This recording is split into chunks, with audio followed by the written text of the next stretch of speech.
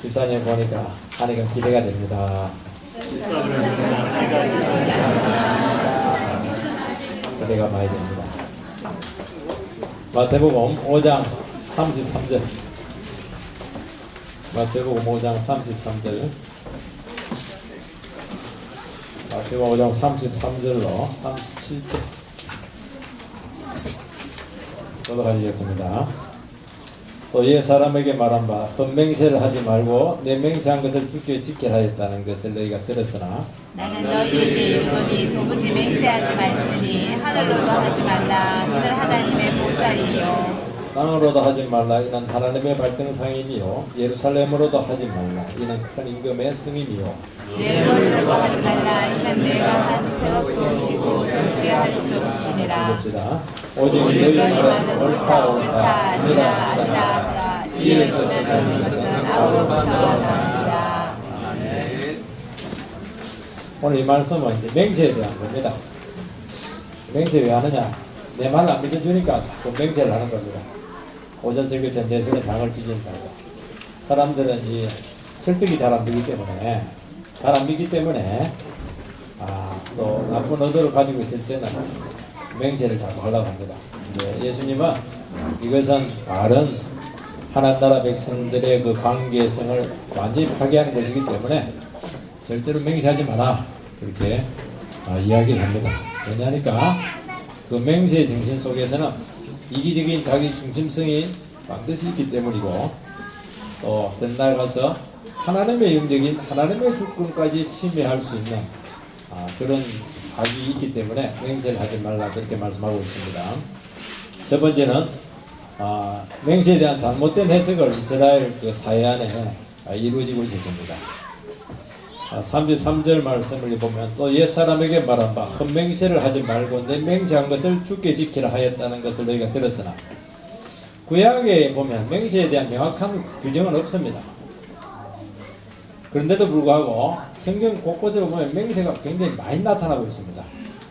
10계명 중에서 세 번째 계명이 뭐냐니까 여호와의 이름을 망령되이 일컫지 마라. 망령되이 일컫던 자에게는 죄 없다 하지 아니하리라. 하지 아니하라는 건 굉장히 죄가 많다는 겁니다. 요즘 북한 통치자가 존엄 문제 가지고 막 시비를 걸고 전쟁까지 한다고 이래서 왔는데 예민하죠.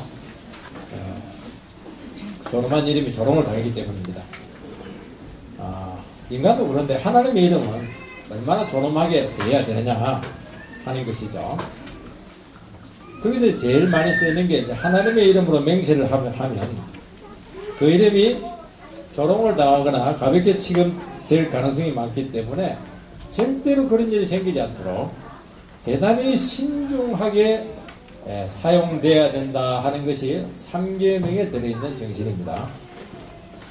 그 외에도 이제 구약에 보면 맹세에 대한 규정들이 많습니다. 레위기 19장 12절에 보면 하나님의 이름을 욕되게 사용하지 마라.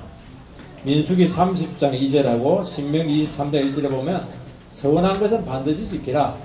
그리고 질질 끌지 말고 빨리 지켜라. 이런 말이 나오죠. 왜냐하니까 다 하나님 앞에서 한 약속이기 때문입니다. 이 구약에서 보면 이 맹세의 정신은 이 맹세나 서원을 하게 될 때 가볍게 하지 말고 장난치듯이 하지 말고 굉장히 신중하게 해야 된다. 그리고 한번 맹세를 했거나 약속을 했으면 그건 반드시 하나님 앞에서 한 것이기 때문에 지켜야 된다 하는 겁니다. 구약에서 맹세를 하지 말라 그런 말은 없어요. 맹세 많이 하고 있고 하나님도 맹세합니다. 아브라함에게 언약을 주면서 내가 맹세코 약속을 지키겠다. 맹세를 하지 않습니까? 이것은 하나님께서 약속을 못 지킬 수 있는 상황이 온다는 것이 아니고 인간이 너무 연약하기 때문에 인간의 그 믿음을 돕기 위해서 하나님께 일부러 맹세를 해주신 것입니다. 하나님 맹세했으니까 인간도 맹세할 수 있는 거예요. 쉽게 말해서. 사실 이제 오늘 우리 사회에서도 이제 맹세가 많이 이루어지고 있습니다. 결혼 맹세 소중하지 않습니까? 뭐 결혼 맹세 서약 안 했다고 해서 뭐 결혼 생각 못 하는 거 아닙니다. 근데 맹세를 하면 결혼에 대한 이 책임이 딱 생기게 되는데 하나님 앞에서 생기게 되고 많은 증인들한테 공개적으로 머리가 파뿌리듯이 한 사람에게만 막 오매불망 사랑하겠습니다 이렇게 해버리면 오매불망 사랑해야 됩니다. 확실하죠. 의사표현 분명히 한 것입니다. 이것은 또 서원도 합니다. 이 그 큰 병에 걸리신 분들은 또 병을 낫게 해주면 한 날 위해서 헌신하겠다고 이런 서원도 많이 하지 않습니까? 이 법원에서 이제 정인들이 선서를 하게 되는데 진실에 대한 이것은 이제 법적 책임을 지는 문제죠. 왜냐하니까 법정에서 바로 판결 내리기 전에 정언을 한 것은 판결에 완전한 영향을 주기 때문에 만약에 이 부분에 대해서 위정이 될 경우에는 위정죄가 성립이 되는 것입니다. 그래서 이 맹세는 아주 대단히 중요한 것입니다.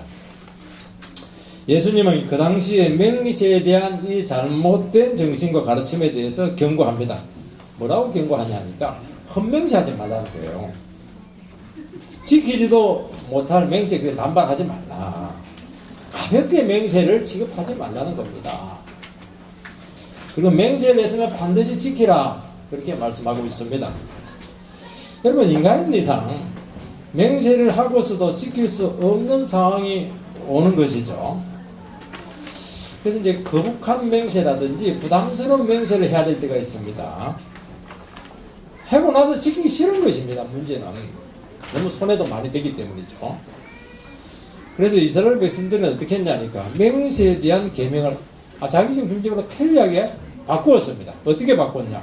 하나님의 이름으로 맹세한 것은 반드시 지켜야 되지만은 하나님 외에 다른 권위가 있는 것을 가지고 맹세하는 것은 지키면 좋고 안 지키면 될 수가 없고 그러니까 하늘을 두고 맹세한 것, 땅을 두고 맹세한 것, 예루살렘을 두고 맹세한 것, 아니면 자기 신체의 일부를 두고 맹세한 것은 뭐 좀 자유롭다, 안 지킬 수도 있다 이렇게 되는 것입니다. 이렇게 되면 이제 굉장히 편해지죠.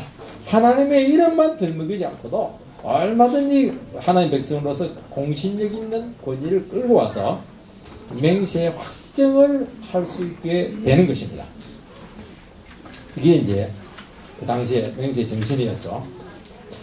여러분 이스라엘은 주위에 많은 이방 나라들이 있었게 되고 전쟁도 하기도 하고 평화제국도 맺기도 하고 화평도 맺기도 하고 많은 관계를 맺게 되는데 이방인들하고 조약을 맺을 수밖에 없어요. 근데 이방인들이 가만히 보니까 이스라엘을 뭘 갖고 믿느냐. 그래서 맹세를 해라. 이거 할 수가 있습니다. 다 거치기도 하고. 근데 이스라엘 입장에 봤을 때는 이방인들의 이게 짐승이에요. 이거 굉장히 열등한 민족입니다. 어떻게 조약이라고 하는 것은 평등 관계에서 이루어지게 되는데 이건 뭐 우리는 하나님인데 이게 또 우상을 믿거든요. 하나님 이름으로 맹세하고 우상의 돼지 이름으로 맹세를 하고 이 격이 안 맞는 거예요. 이게. 그래서 어떻게 하냐니까 다 거치기 때문에 맹세를 하긴 하지만은 안 지켜도 되고 또 얼마든지 거짓말 할 수도 있다. 이게 이제 상당히 그 우월감에서 온 상대에 대한 무시의 정신이 들어있었던 것입니다. 이렇게 할 때 뭐냐니까 하나님의 이름은 아니지만 비슷하게 해서 상금 가는 것이죠. 요즘도 이 강대국들이 약속과 이 조약을 맺고 이렇게 할 때 입맛대로입니다. 자기 편리한 대로 하는 거예요. 그 약속은 무조건 손해보게 되고 막 억울할 수밖에 없는 것입니다. 상대 안 하는 게 제일 나아요. 유대인들은 이제 맹세를 이제 세분화를 시키게 되는데 이 맹세라는 게 뭐냐니까 맹세는 열등한 존재를 두고 맹세하지 않습니다. 상당히 그 더 높은 권위나 그 불변적인 것을 걸고 맹세를 하게 되어 있습니다. 그리고 이스라엘 백성들은 맹세도 차등을 두었어요. 그래서 맹세의 대상에 따라서 지킬 수 있는 범위를 한정을 했습니다.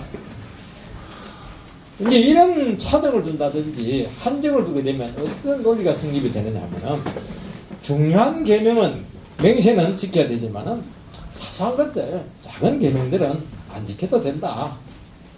이런 그 자기중심적인 이런 해석의 문제가 생기게 되고 얼마든지 빠져나갈 수 있는 여지를 만들어 놓게 되는 것입니다.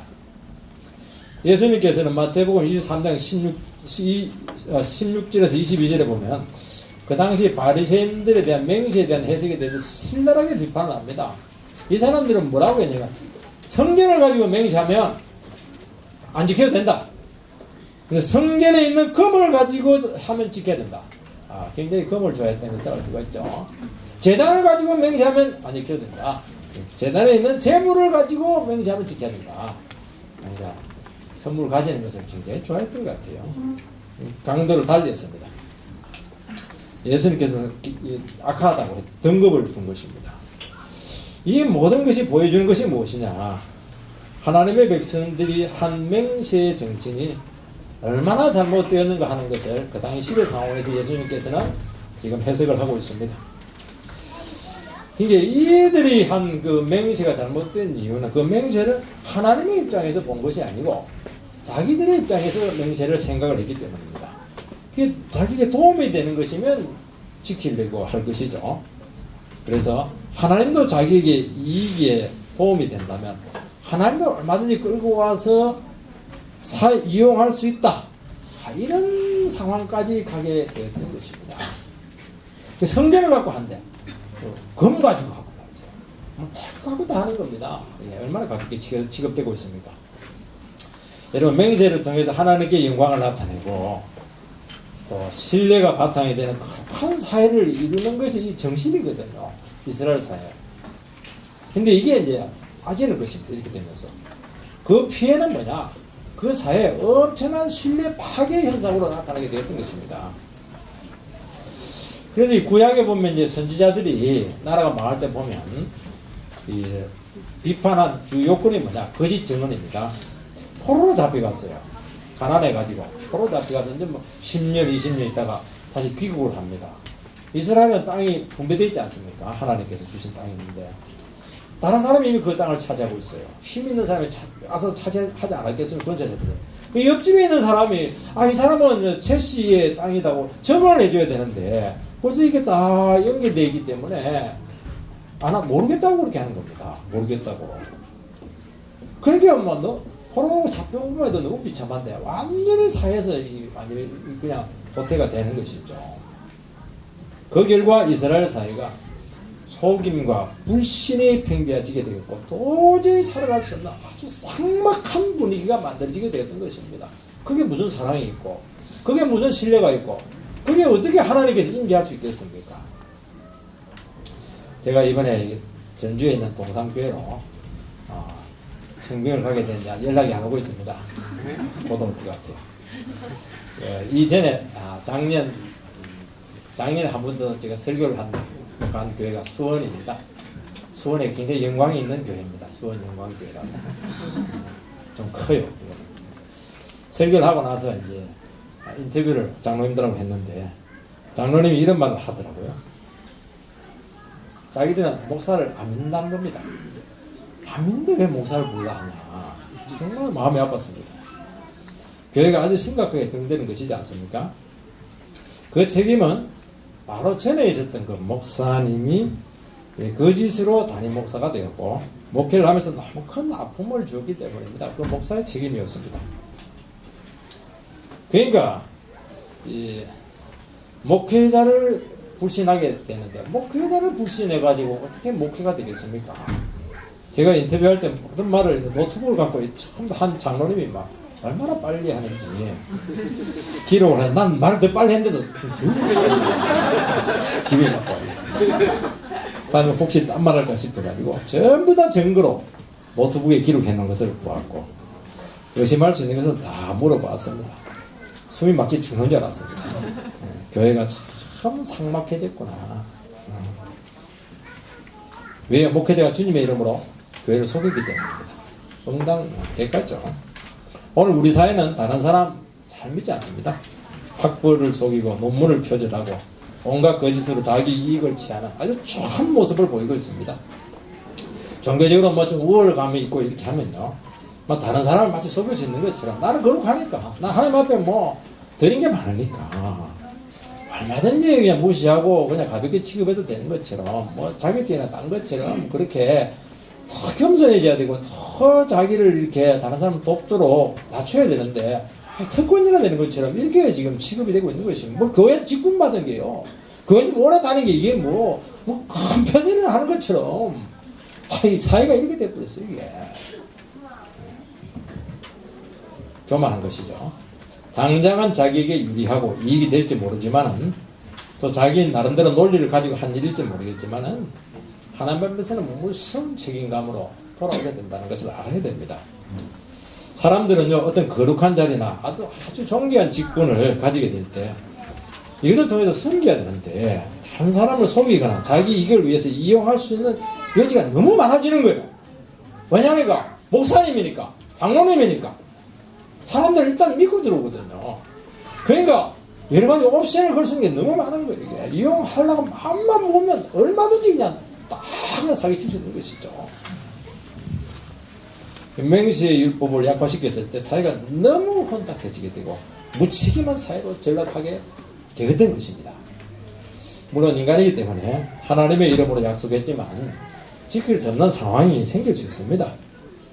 또 맹세를 했다. 그때 은혜 너무 많이 받아서 맹세했는데 집에 가보니까 너무 부담스러워가지고 파기할 수밖에 없는 상황이 생길 수 있습니다.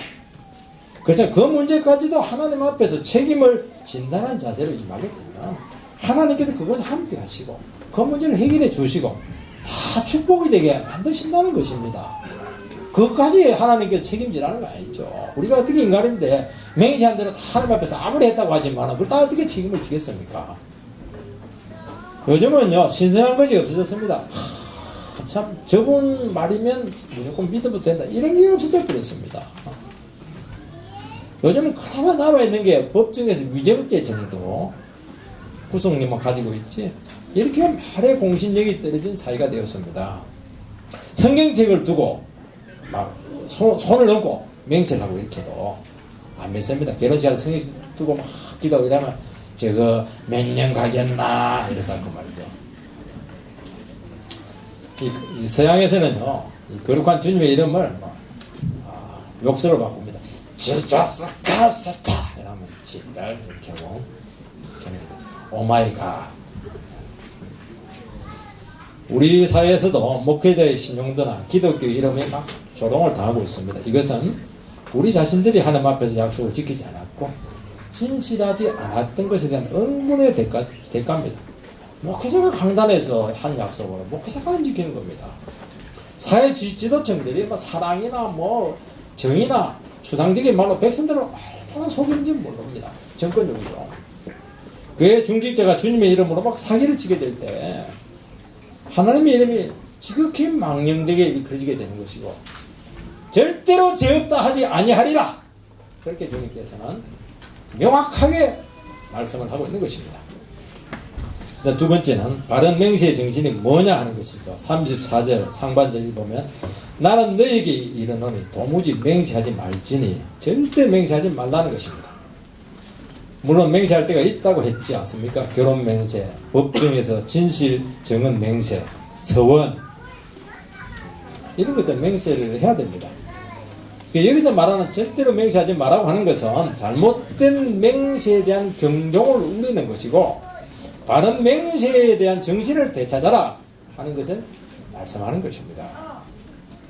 맹세하는 이유는 두 가지죠. 하나는 반드시 약속을 지킨다고 하는 어떤 보증과 같은 것을 세우는 것입니다. 왜냐하면 정상적인 말은 안 믿기 때문에 자기 말을 믿도록 하기 위해서 이 맹세까지 가게 되는 것입니다. 요즘은 사람들이 너무 불신사회다 보니까 정상적인 말로는 잘 믿지를 않습니다. 신용사회는 아는데요. 신용사회는 아닙니다.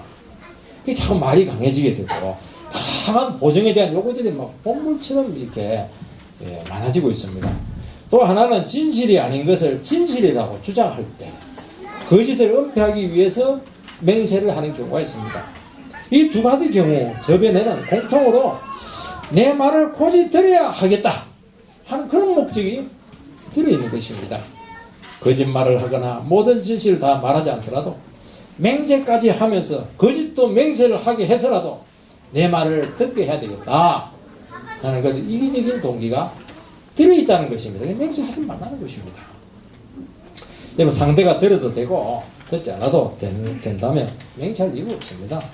반드시 내 말을 들어줘야 할 때는 수단과 방법을 가리지 않고 설득을 하게 되는데 이때는 사람들은 점점 이 맹세에 보증하는 권위를 높입니다. 그래서 결국 하나님의 이름까지 이용해서라도 자기의 뜻을 관철하려고 하는 인간의 이기적인 동기가 있다는 것입니다. 그래야 내가 유리해지고 그래야 내가 이익이 되기 때문이죠. 그래서 맹세를 하는 것이 뭐 하나님의 영광을 위한다든지 다른 영혼을 사랑한다든지 진리에 대한 확신의 선포가 아니고 철저히 이기적인 자기 중심성이 있다 하는 것을 예수님께서는 지금 살피고 있는 것입니다. 물론 우리가 악의적으로 그렇게 안 할 수도 있어요. 그러나 일단 맹세를 강하게 했다고 하는 것은 뭐냐? 자기 자신에 대한 신뢰성과 정직성을 부각시켜서 내가 말한 것과 원하는 것에 대해서 다른 사람의 동조를 얻어내기 위한 의도가 있다 하는 것을 주님께서는 분명히 지금 지적을 하고 있는 것입니다. 왜 정상적으로 이야기를 하지? 왜 그렇게 맹세를 하냐는 것입니다. 하나님의 이름을 걸기도 하고 주님의 이름을 걸기도 하고 하나님은 다 알고 있다 이렇게 말하면서 이렇게 하나님 앞에서 자꾸 존재의 무게를 이렇게 더하려고 하는 것이 악이라는 겁니다. 조작술이죠. 참 그렇지 않으면 이렇게 하면 안 됩니다. 타인을 존중해야 됩니다. 그래서 타인의 입장에서 그 결정권과 행동권을 그에게 완전히 맡겨야 되는데 이걸 하기 싫은 겁니다. 자기 뜻대로 하고 싶었어요. 그의 판단과 의지를 자기가 지배하려고 하는 그런 마음이 있는 것입니다. 바로 이 다른 영혼을 대하는 태도와 정신의 문제가 사실 있다는 것이죠. 여러분 상대방이 내게 동조한다고 할지라도요.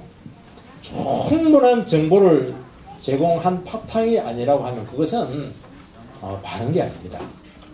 상황에 대한 이해를 자기가 중간에서 다 막았기 때문입니다. 다 이야기해줘야 돼요. 충분히 상대가 판단할 수 있도록 우리는 충분히 모든 상황들을 이야기해줘야 되는 것입니다. 그렇게 하지 않았을 때는 바로 주님께서 말한 이 죄악에 걸려드는 것입니다. 바르지 못하다는 것을 알고 거절하려고 갔다가 우리는 한 번씩요 너무 확신을 가지고 자기 뜻을 관철하려고 하는 경우가 있어요. 도리어 설득이 돼서 옵니다. 어쩔 수 없이 떨어질 때가 있는데 그렇게 설득 당하면요 거기에 당하는 모든 피해는 자기가 또 다 그냥 지어야 되는 것입니다. 참 생각처럼 되지 않아 이 사회라고 하는 것이. 여러분 기독교의 정신은 하나님을 영화롭게 하고 다른 영혼을 사랑하는 것입니다. 타인의 입장에서 먼저 배려하는 것이죠.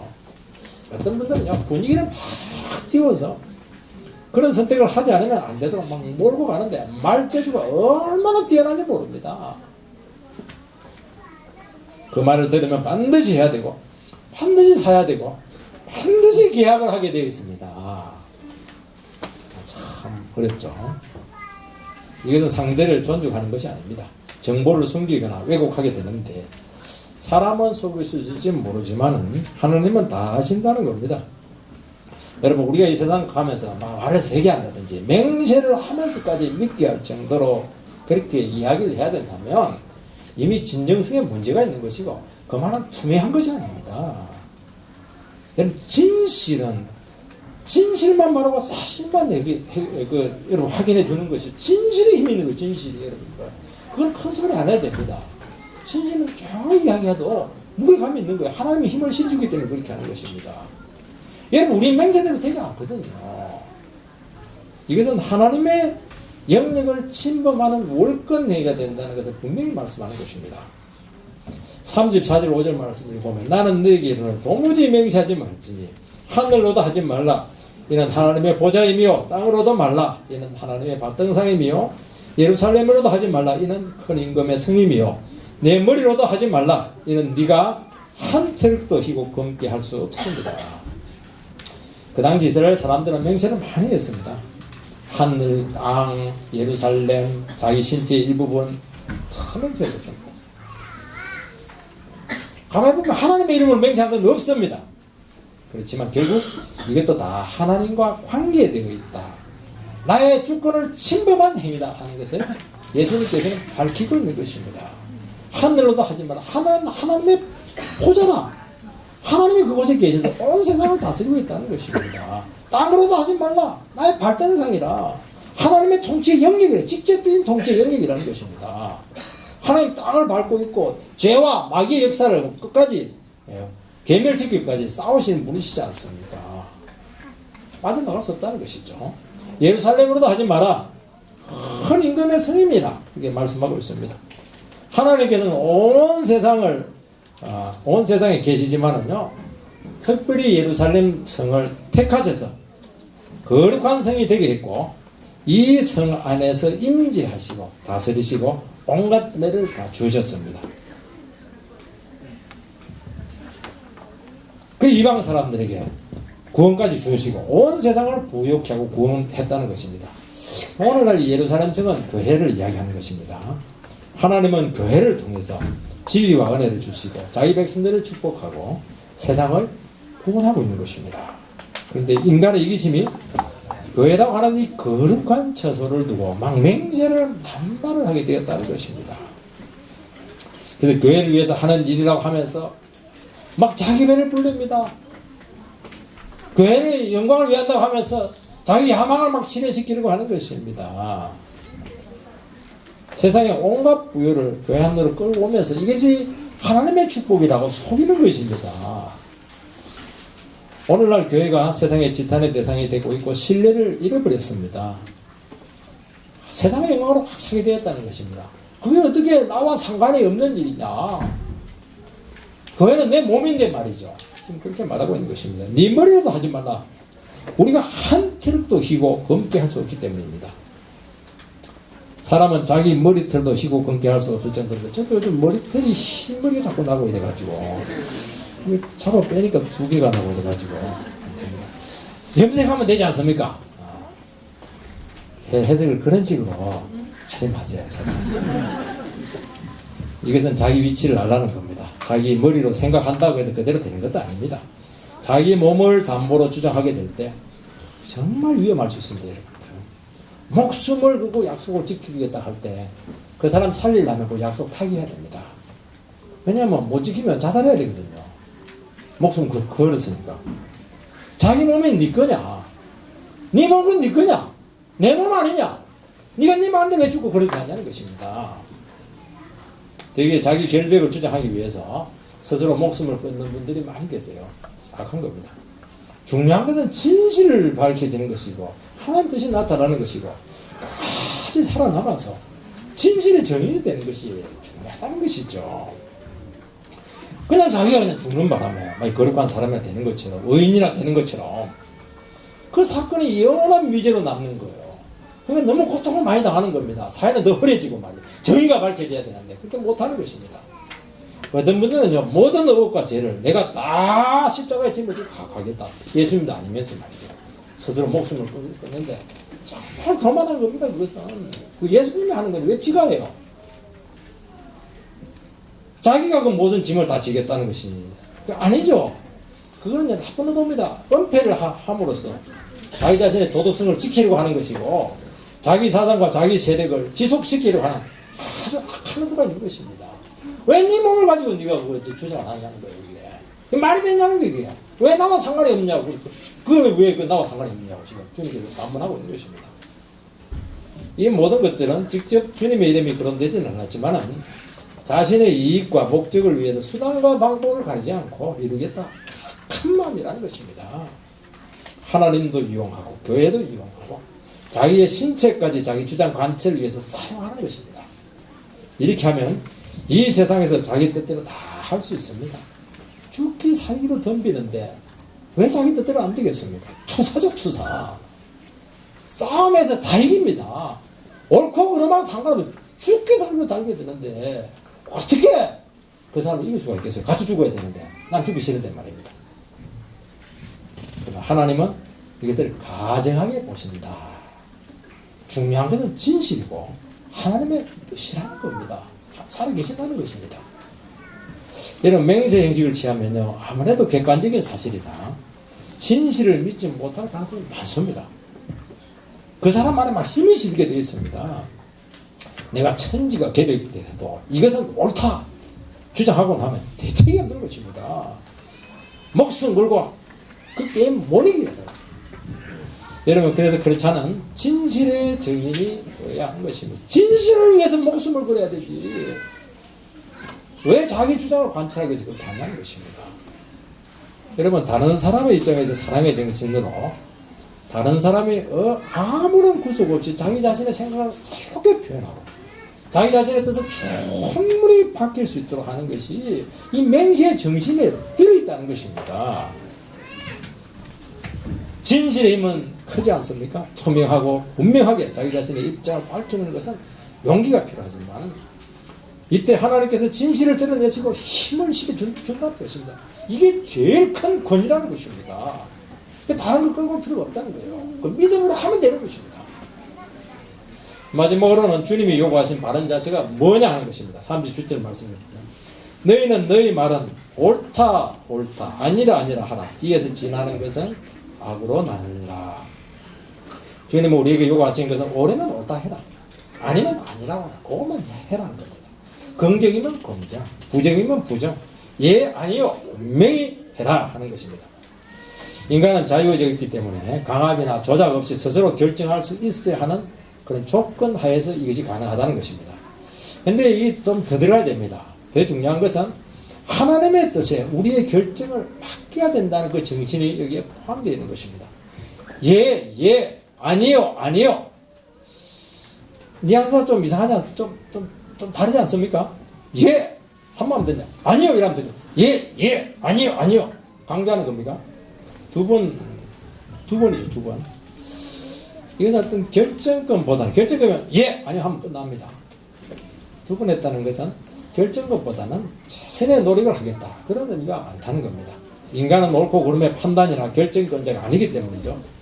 우리도 어떤 약속을 하게 될 때, 그 약속을 하겠다고 하는 것은 최선을 다한다는 것이지, 그 약속을 했으니까 반드시 수단과 방법을 가리지 않고 이루겠다.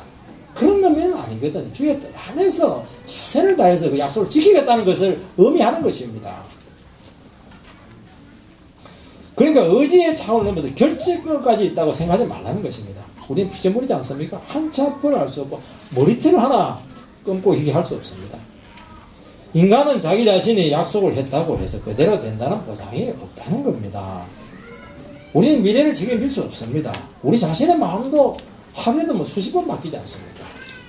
우리가 예수를 믿는다고 하는 것은 스스로의 힘으로 살아갈 수 없다는 고백이 그 속에 들어있는 것입니다. 우리 인생을 책임지지 못해요. 그래서 우리의 삶을 주님이 책임지시고 이루시지 않습니까? 그래서 하나님께서 자꾸 맡기는 것입니다. 이때 하나님의 자녀들은 그분의 뜻을 찾아야 돼요. 처음에는 잘 알 수 없지만 정직한 마음을 가지고 주의 뜻을 찾을 때, 그분에게 내 인생을 맡기면서 나갈 때 예면 예가 됩니다. 아니면 아니가 됩니다. 놀랍습니다. 이것은 이게 내가 선택하는 게 아니에요.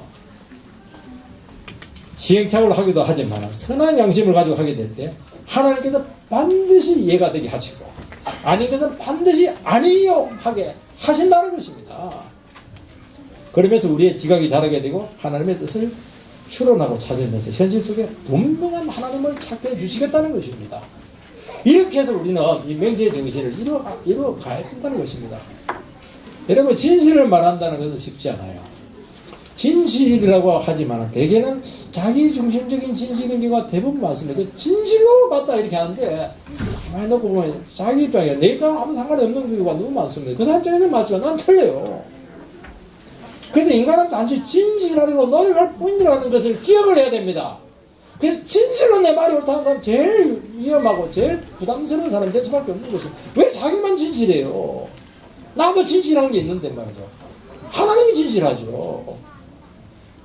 그래서 정직하다고 하는 것은 순진하다는 게 아니에요. 자기 자신이 누구인지 아는 겁니다. 우리는 누굽니까? 구부러져 있고 잘못 판단할 수 있고 우리는 거짓된 존재가 아닙니까? 그런데 하나님 앞에서 겸손히 그 뜻을 찾게 될 때 내 자신을 알게 되고 지혜로워지고 지각도 생기게 되고 진실도 알고 핵심을 알게 되는 것입니다. 그러면서 사랑의 정신, 배려의 정신이 생기면서 자기 중심적인 진실성에서 어느 정도 탈피를 할 수가 있는 것입니다. 이걸 어디가 하라는 거예요. 그리고 이런 과정을 한두 번 되지 않죠. 왜냐하면 늘 자기 중심적이기 때문에, 어그러져 있기 때문에 끊임없이 말씀과 성령으로 자기 자신의 모습을 보고 알고 닦아야 되는 것입니다. 그래서 항상 주님 앞에 나아가서 우리의 모습을 보고 어그러진 것은 고치고 자기 중심성은 다 부수어서 결국 하나님의 온전하고 거룩하고 어려운 뜻에 맞추어가는 노력을 하는 것입니다. 참 놀라워요, 여러분들이. 그러면요, 하나님께서 너무너무 분명하게 우리 삶 가운데 진실과 거짓을 명확하게 구분해 줍니다. 요게 돼야 같이 살 수가 있는 것입니다. 요게 안 되면 내가 망하든지 상대가 망하든지 반드시 그렇게 되어 있습니다. 요게 되어야 나도 살고 너도 살고 우리 사회 전체가 살고 교회가 사는 것이고 가정이 사는 것이죠. 이 노력을 안 하는 거예요. 이 노력을. 이거 말씀 갖고 해야 되는데 이걸 안 하는 게 이걸. 그래서 우리는 주님 앞에서 늘 최선을 다할 뿐이고 결과는 주님께 맡기는 것입니다. 이때 하나님은 그 뜻을 우리를 통해서 반드시 이루어 주겠다. 그렇게 말씀하고 있고 그런 은혜를 우리 자신들이 회복되기를 주님의 이름으로 축원을 드립니다. 오늘은 제가 기도하겠습니다. 하나님 감사드립니다. 오늘 새해 첫 주 작년 3부 예배를 또 맹세를 통해서 시작하도록 이끌어 주시니 감사드리고 정말 우리가 주님 앞에서 정직한 모습으로 진실을 사랑하는 성도의 참된 자아상을 회복하게 하여 주시옵소서. 절대로 거짓이 우리 가운데 임하지 말게 해주시고 우리 주위 상황 가운데 모든 거짓과 속임수와 또는 그런 과장된 것들이 다 밝혀져서 주님 앞에 정말 투명하고 깨끗하고 환한 그런 모습으로 우리가 살아가게 될 때 그곳에 주님 임재하시고 역사하시고 축복하시고 우리 모두를 살려내는 그런 밝은 공동체가 되게 해 주시옵소서. 예수님 이름으로 기도하옵나이다. 이제는 우리 주 예수 그리스도의 은혜와 하나님 아버지의 크신 사랑과 성령 충만케 하시는 은혜가 새로 또 1청년에서 작년 3부로 올라오시고 또 믿음 가운데 또 더 신뢰 가운데 2015년 부흥을 위해서 수고하시는 임원 이하 모든 작년 3부 지체들 머리 위에 이제부터 영원토록 함께 있을지어다.